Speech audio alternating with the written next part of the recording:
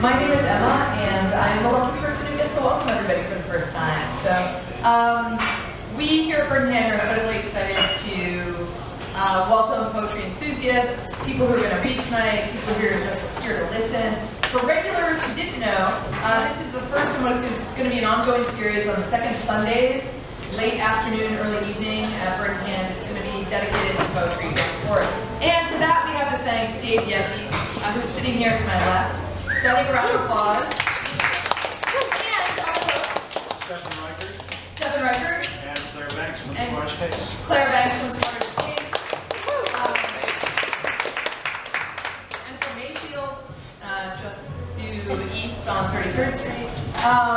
But we put this together, we're going to be bringing in wonderful poets, both locally and occasionally from elsewhere. Tonight we're going to get to hear from Thea Brown and from James Satterfield. But part of the purpose of the event is also to hear from all of you.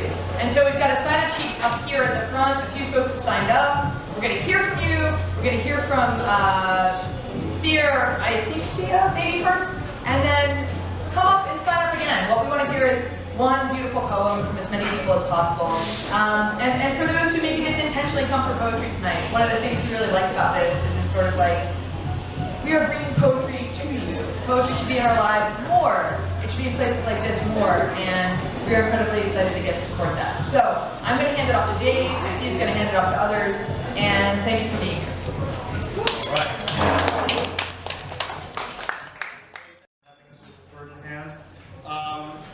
You know, I so rarely kind of get off the Hopkins campus that it's nice to finally feel that I'm out, you know, just far enough away to start to make connections with people that, you know, live here and write here, and that's sort of the idea behind all of this. I just wanted to say quickly a word about Hot L Poets series. People were asking, where did that name come from?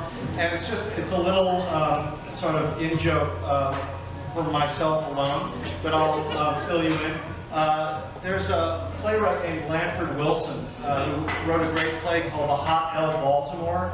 And the Hot L Baltimore, it's actually a hotel sign. It says Hotel Baltimore, but the letter has blanked out. The neon has gone dead, so it looks like it says Hot L Baltimore. And so this is the Hot L Baltimore Poets series. And the play just has, you know, people from all over Baltimore kind of running into each other and exchanging their odd sort of lives, which is presumably what's about to happen here. I want to say just a quick word about the format, and then I'm going to get off the stage. And we have some people on the open mic. If you haven't signed up yet, there's lots of time to do so. There's a list up here. Just give me a high sign. The rule for open mic, and we're going to be really sticklers about this, so, you know, be forewarned, it's one poem of less than 3 minutes, right? That's fair, right? We can all do that, no problem. And then we'll hear from a couple of open mic people, and then we'll get on to our features. So, first up is Dave Eberhardt.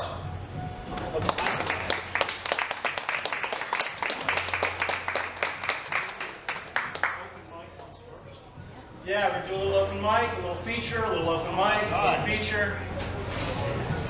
I thought I'd go after the stars. You're the star.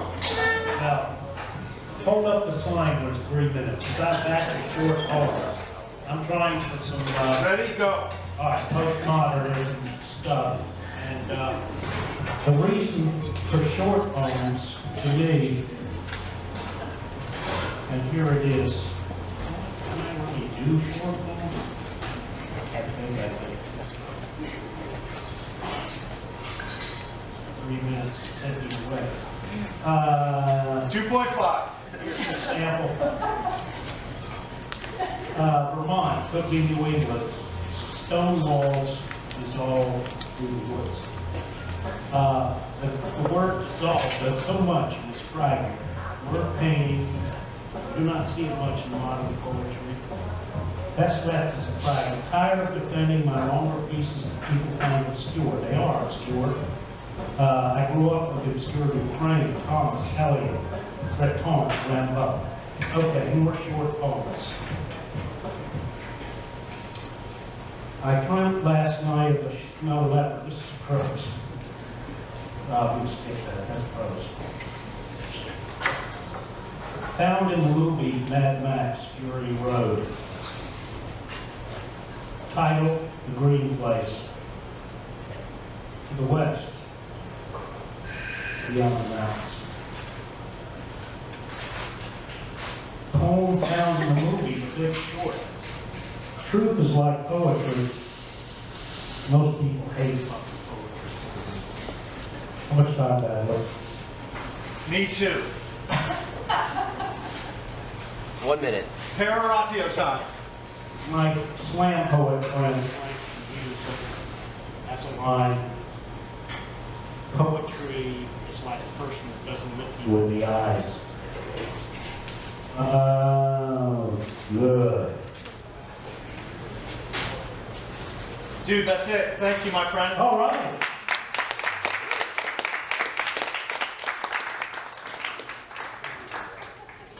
Dave, thank you very much. The mic's a little in and out, so if you're reading, don't rely on it. Speak to the back of the room and we'll hear you. If it cuts out, you're on your own, so just, belch it out there from the bonzo. This next moment's a little surreal for me, and I think someone may be gaslighting me. I'm getting a little Twilight Zone moment, because my wife's name is Sarah Smith, and the next person on the list is Sarah Smith. Yes! Oh God! Thank God! I thought it was an apparition. Okay. Was that dramatic? That was amazing. Hi! Hey, I Sarah. barely recognize you. I blog at handedunicorn.com. It's mostly about travel. Just right up on. Right up on it. I recently got back from a trip to Spain and I saw a graveyard, and it seems like whenever I go to Europe, I always see not a graveyard, I'm sorry, a junkyard. So this is called In Praise of European Junkyards. They sit at the edge of town, visible from the train tracks. Totaled cars tower in stacks of 3 or 4, mangled Fiats, Volkswagens, Peugeots. The still salvageable packed densely in narrow rows. Gnarled tangles of wires emerge from steering wheels, glove compartments, axles, free from tires, nestle in the sandy ground. Doors stripped of molding expose rivet holes like lines from scarred stitches. What stories whisper along these lines? What millions of miles of small frames zipping along slender side streets, acceleration quick, low and close to the road. The green fence along the perimeter wheezes with the weight, threatens to collapse under the density of memory. Now, water pools in the exposed metal pockets, eventually overflowing, rust streaks like falling orange tears. Thanks a lot.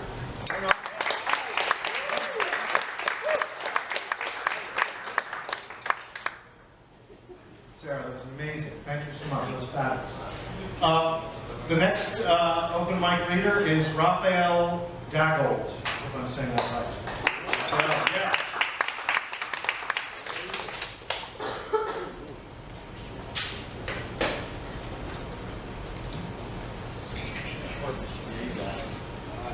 Okay, that's good.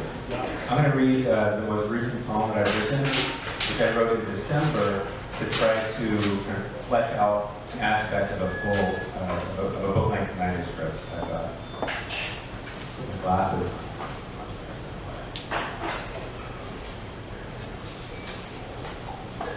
Berry. Not bitter, sweet, the used motor oil thickening fingers. Not stolen, each dirt or should kiss under whack whack of bridge ties sped over by hurtling axles, grip of thin steering wheel in top position. Not driver, not seasoned cast iron, not fist and old driver.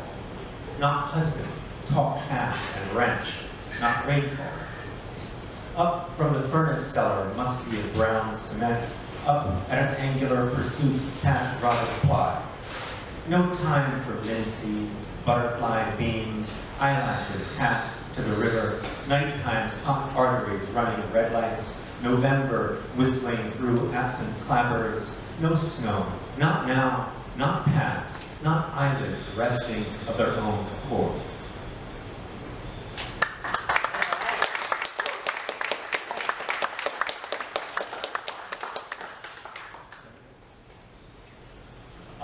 We're going to have one more open mic before we hear from our first featured reader, Thea Brown.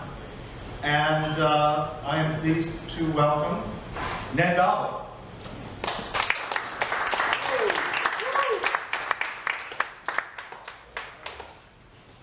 The epigraph, I think, is longer than the poem. And here's the epigraph. A British company has produced a strange alien material so black that it absorbs all but 0.035% of visual light. Instead, a super black coating made of carbon nanotubes, each 10,000 times thinner than a human hair, is an odd experience. It is so dark that the human eye cannot understand what it is seeing. Shapes and contours are lost, leaving nothing but an apparent abyss. And that product is called Vanta Black. It's a registered trademark. This is called Love Poem Vanta Black. It's a breathtaking way if you're interested in things like that. Love Poem and Vanta Black. And thanks, Dave, and Steph and everyone for getting this together. Love Poem and Vanta Black.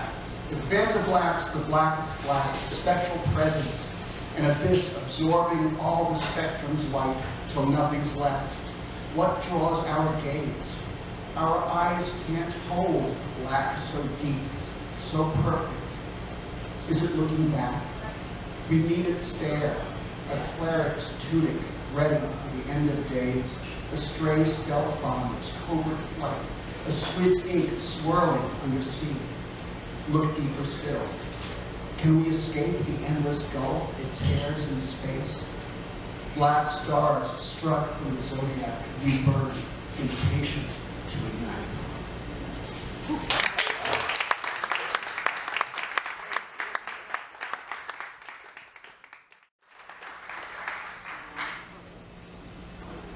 This is close enough.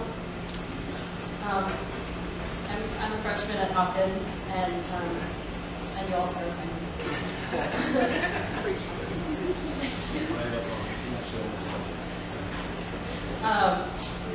So this poem I wrote about 3 years ago, and my favorite sort of things to say is that the sun is always going to rise after the clouds, no matter what. That's a concept. So this is about beautiful. It is called Scars.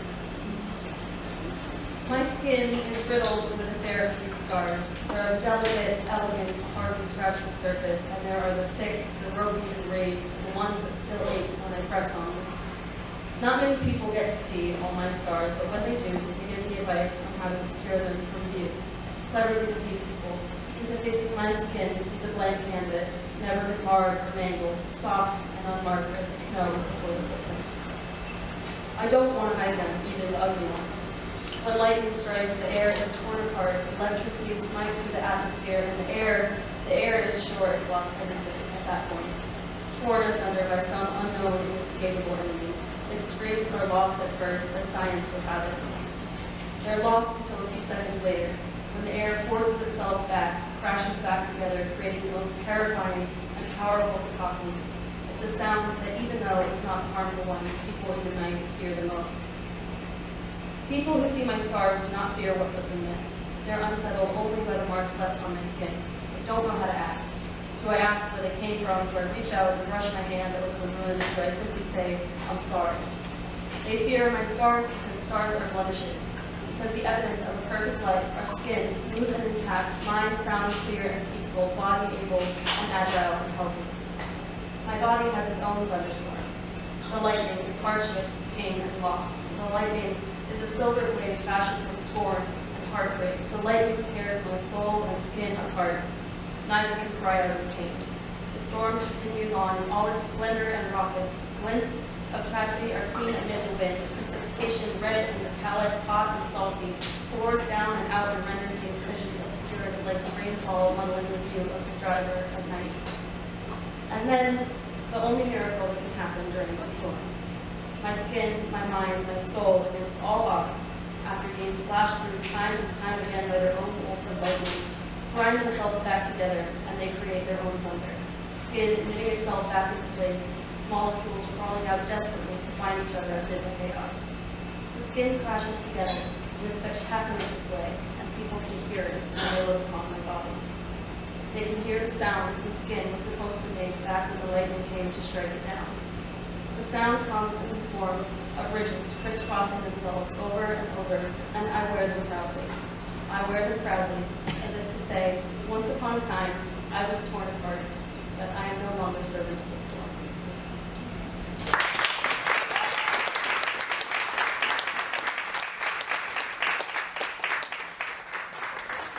That's great. Good job. All right. And now we're going to hear from Dan and Jesse. All right. Oh my God, this is so brand new. But this was my thought, and actually in doing this, was that, you know, there could be a place once a month where people could try out new stuff.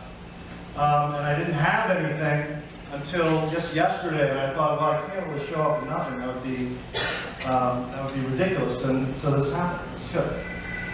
That's what I did. It's called Enough Said. Today is the day my shit's no longer funny. Today, this year, whatever, it doesn't matter. You're not laughing, and that's exactly what I mean. The charm I wielded once, so brashly pitched, the devil-may-care, syncopated bad boy, no longer lands, I've begun to feel, with those it used to work on. Most importantly, myself.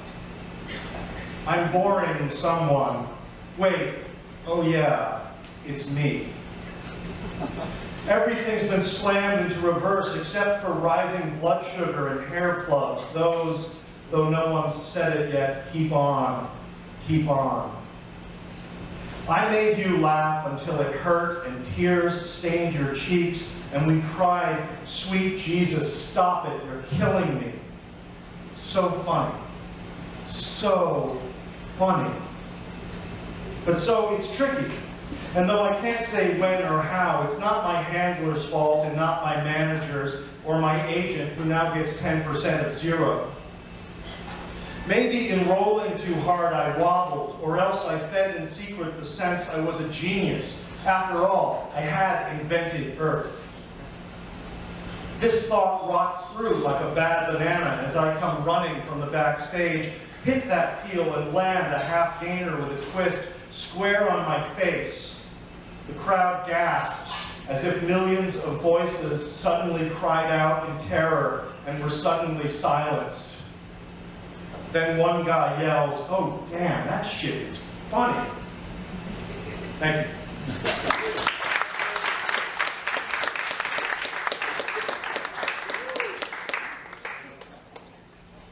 All right. Now we're going to hear from Dora Malik. Did I say that right? Yeah. All right.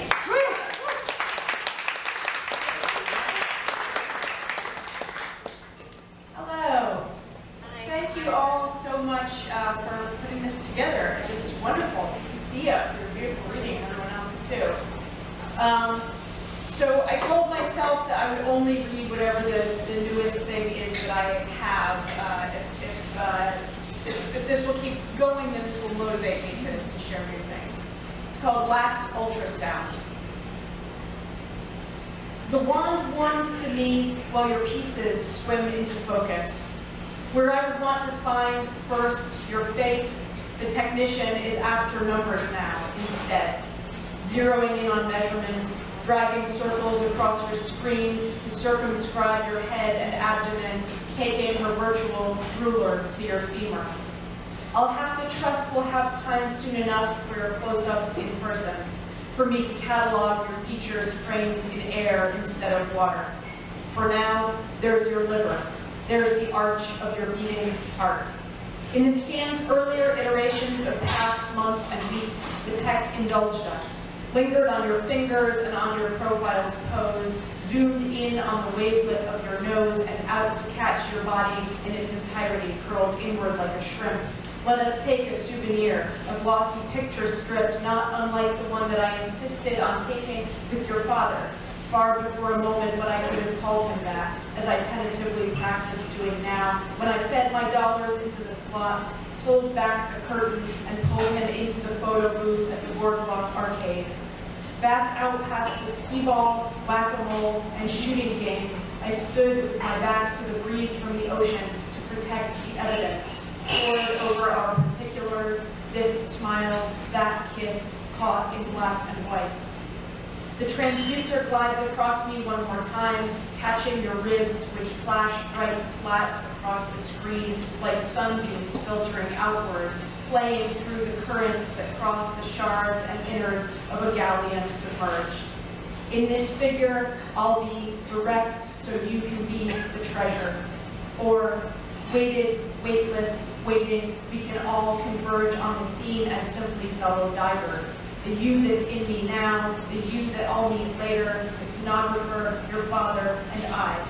Each navigating depths in search of some shine or shape that we might have the strength or nerve to call by name, and thereby call up to the surface and claim as such as known, our own.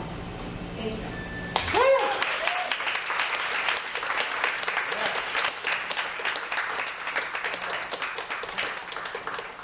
Thank you. And last one for this section is Sam Cheney.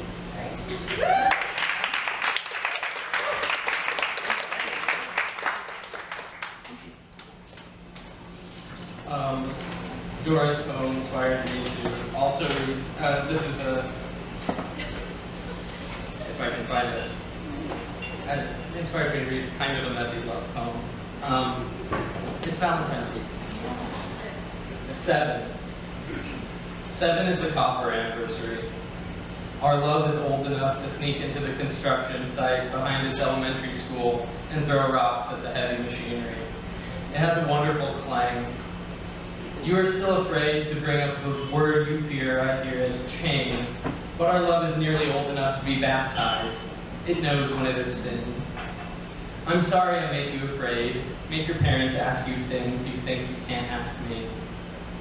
But I know I also make your bed every morning, make you hamburgers and fish and steaks, because I'm not afraid to touch dead meat. Yes, I need you like a factory city needs a factory. People will kill themselves if we shut down. They won't be able to eat.